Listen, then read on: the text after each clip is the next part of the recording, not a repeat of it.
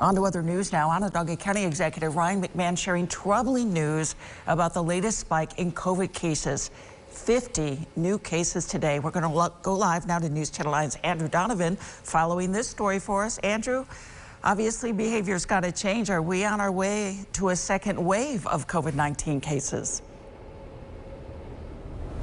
The county executive wouldn't at this point call it a second wave, but he says it could come to that point unless people change their behavior. In addition to the 50 new cases yesterday, that's coming off yesterday, the 50 cases today rather, that's coming off yesterday's record high.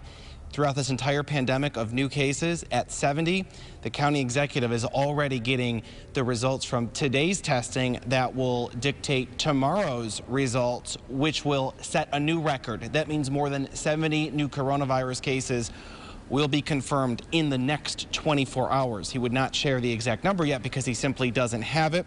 The county executive says too many small clusters are leading to this spread. He's also calling out what he calls a large cluster, more than 15 people becoming infected after attending a wedding. And he's very worried about Halloween weekend and people having too many indoor parties. And that's why the county will be increasing enforcement of restaurants to make sure that everyone is following the rules. With this virus, we don't know. We've been messaging very hard. I know the media has been covering this very hard for the last 10 days about how we are seeing more pressure now and how we need to stay at home and get a COVID test. We need to be smarter about the social gatherings we're in.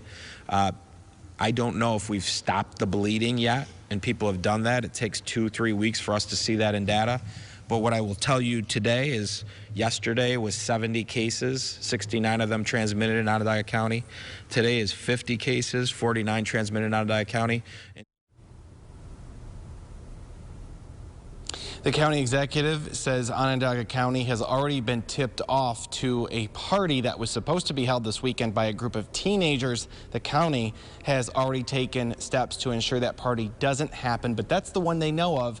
Imagine all the ones they don't know of. So parents watching need to make sure that their children know what to do this weekend. Adults themselves need to make sure they follow the rules this weekend. It's truly a community effort, Christy, if everyone wants to keep this spike only to a momentary spike and not become a second surge.